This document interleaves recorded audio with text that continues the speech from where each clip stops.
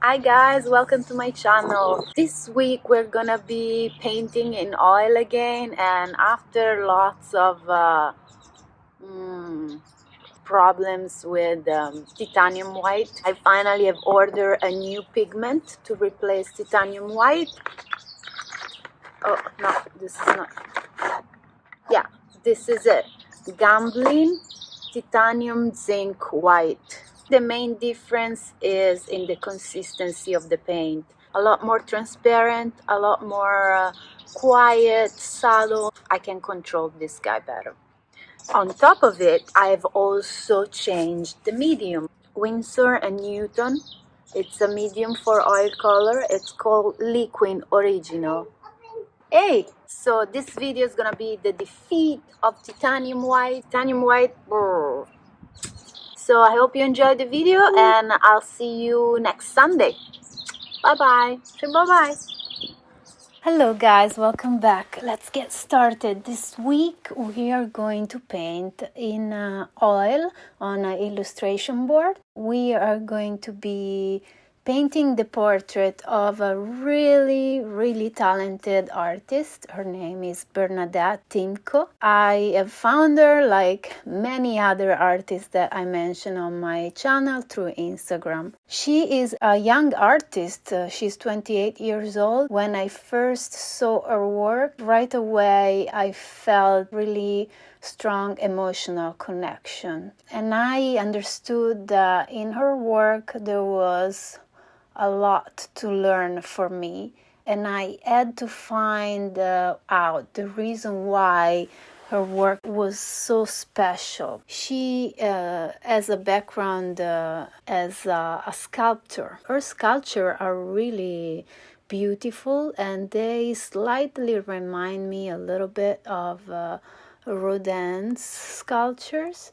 And then I also found her etchings. Her etchings are really incredible, and those also inspire me to get back to Milan next week and maybe to find a studio of printmaking and etching and get back into it. When I saw first her work, what really interested me was also her process. It's very cool that she actually put online a few shots of the process of the painting while she paints it. And I was able to see how she applies her sculptural approach to painting and how she really designs volumes instead of flat shapes. She uses the line and the drawing on top in order to push and pull between the three-dimensional aspect of painting and the beautiful fine drawing quality that you can also apply in painting. I've seen this drawing on top of a painting in Nicolas Uribe's work. I was very attracted to it right away because I love drawing. I love lines. And for me, this was a key to open a door in painting and to understand the way drawing works into the painting on different layers. The main focus for me this week was on trying to play with the paint and drawing on different layers, and I hope you can see this in my video. As far as the technique this week, as I told you in the introduction, I was able to remove titanium white from my palette.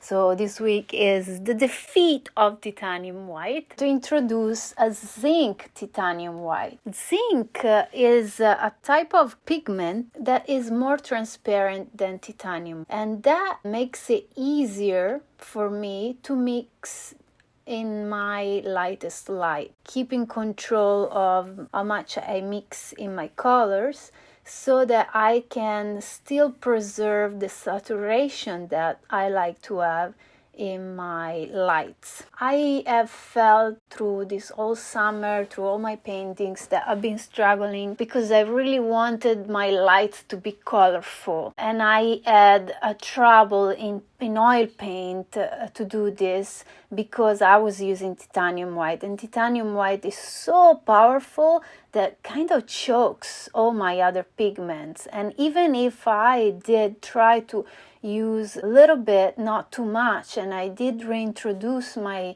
pigments after mixing my white in, I still didn't feel like I had that control over it, and I was a little obsessed with it, I think. So I did watch the week of Nicolas Uribe Without White. I think that week is called Without White. And I found the idea of taking off white was great. And I really enjoyed those paintings where he actually worked with transparency in oil paint to have white when you cannot mix the pigment in your mixes. I did like that idea. So this portrait of Bernadette has a really strong line of sunlight hitting half of her face. There is this line of white on her face, and the saturation of color is right outside my lightest light, and then it goes towards the shadows. And I thought, okay, this is the perfect situation in which I can not use my white and instead use the white of my support underneath and keep it transparent to preserve that luminosity. And so I did, and I think it worked out. And I was very careful on the gradation from my white of the support towards the shadow, especially in the lightest light and the light midtones. And I added my punch of saturation in that little area. And also I have used a medium, this Liquin from Winsor & Newton. This medium mixed with Zinc-Titanium made that pigment even more transparent. So now I had at my disposal a few tools to describe my lights. I had the white of the support, I had the white of my titanium zinc, and then I also had the medium to add. So I was able to use this gradation in order to describe my lightest light. And I was happy with that. At the end, I actually noticed that my support, that is this illustration board that is treated with gesso, because my drawing underneath was made with a green pencil, of course, it was slightly toned in green. That was another little difference that I was able to play with. And I was able to use that green white against my whitest white that was actually the pigment of zinc and titanium, and then I had another gradation with the medium to play with. Now, because she's wearing a green sweater, and I use ultramarine blue in this painting, and I also used bismuth yellow, which it seems very similar to a cad light yellow, a lemon cad yellow, or a lemon yellow. They're all pretty similar. Bismuth yellow is a strong pigment, so you don't have to use a lot. And as far as price, it's pretty much the same. So I decided to give it a try, and I liked it. In my gouaches, I actually use zinc white, which I love, and then I use lemon yellow. And those two colors are the lightest colors I have in my palette. But the Liquin medium, I liked it. It's a gel. I enjoy the consistency of it. And because this gel feels like paint under the brush, I like to mix it with my paint. And it doesn't make my paint dull like Gamsol, and it doesn't make it extra super shiny like instead the linseed oil does.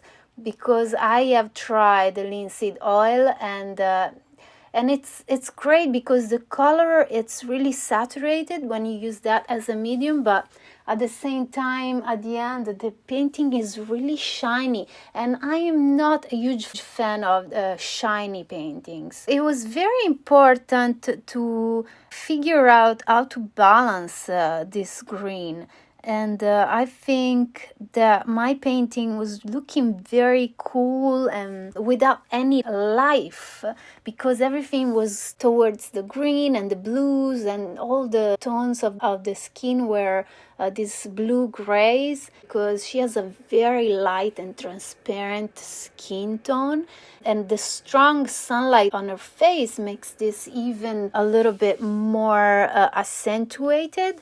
And so my painting was kind of running away from me into lifeless, dull feeling, and I didn't like it. So I decided to start to mix an orange, because I thought, okay, so because we're so heavy in this green and blues, what can I do to bring it to life? Because of course, when you use too much of a cool color, of one color of green, and all the painting is green, the green doesn't even read green anymore, because you have nothing to play against to this green. So, okay, green, complementary, red. I don't really have a lot of red in this painting, but there are a few touches of saturation near the mouth and near the fingers. And then I noticed that that left part of the face that was on the other side of the sunlight line was actually pretty orangey. So I decided to add saturation on that side and make it more orange, and that right away balanced my green. And then cherry on top, I mixed some complement to my blues. And at the end of it, when I was glazing on top of my mid-tones, I wanted the tones to be very close to each other. And at the end, what I did is I mixed all the colors that I had left on my palette, and this beautiful neutral gray came out, and it was a perfect tone to highlight all the jaws, shadows, and I used that, and I was really happy. And it was pretty similar to those grays that I used in the background. And on the background, my grays on the right were veering towards the blue, and on the left towards the yellow ochre. So it was a very complex and dense painting. I really struggled, and at some point I was almost gonna give up. And then there was this huge turn, and I felt like I jumped ahead. And at the end, I'm very happy with the result of this painting. When you paint another artist that you really like, you want to do your best. So I think that's a really great way to push yourself to the next level. I feel like I am a pretty patient person. I also am very critic with myself. I feel like it's always difficult, I think, for every artist to know exactly where you are in your development, and I always try to push hard to get on the next step. And I know that oftentimes it's just a matter of time and experience and patience, and also very important to ask questions and to question everything, because this is what we do as artists. You shouldn't just take for granted what was taught to us or what other artists do. And if something makes me uncomfortable, it's because there is something important to my type of development there. So I think that it's great to experiment with mediums, with different pigments, and to find out exactly what you're looking for. At the beginning, it's very important to have a set palette and just to experience that palette as much as possible, and then slowly to make changes and grow with that first base of understanding that your teachers taught you. What I really wanted to convey with this painting, and with the big hand and the way she touches her mouth and her blank stare into the light, was we artists kind of are, many of us, but probably not all of us.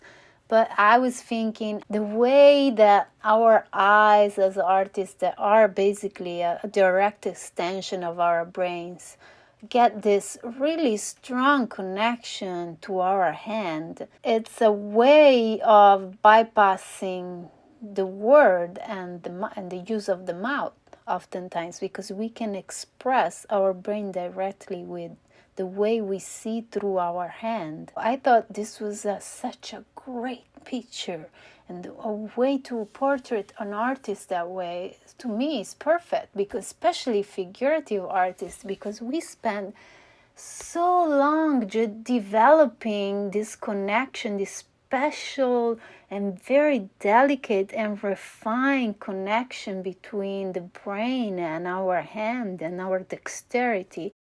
I did first lay in my drawings. I noticed right away that the hand was big. And I was thinking about it for a while, because I wasn't sure that I wanted to have an oversized hand. But then I also thought that oversized hand can be expressive, and this hand in perspective is closer to us, so it's supposed to be a little bigger, and I like to push extreme perspectives, so I decided to just go for it and keep that big hand. And then when I painted it, I actually reduced it slightly. I left the hand as my last part to paint, because I was a little unsure about it. And of course, as I said before, oftentimes when you think something is difficult, then it just comes out really easy. And when something that you think you understand, then it becomes a huge rigmarole. So this hand came out like so easily, and I was so happy about the way I painted that. It was a direct approach. I just went and turned the form with colors rather than also with tones, but mainly with colors, and I really did love that experience. And I hope that part of the painting can be the way I always paint. And I know that's impossible, but sometimes when you work, you glimpse to your best self, and it's important to point it out and say, wow, that piece of that painting is awesome, the way I painted that and the way it came out. And maybe that's me in 2 years. That would be crazy. I would be so happy if I was able to paint all painting the way I painted the hand. I mean, hopefully that's me in 2 years. That's it for the week. It was a very dense week. I am very happy about the result. So tomorrow I jumped on a flight and I flew for 18 hours. It's a 24 hours trip from door to door, from Los Angeles to Milan, and we are leaving the beautiful summer here.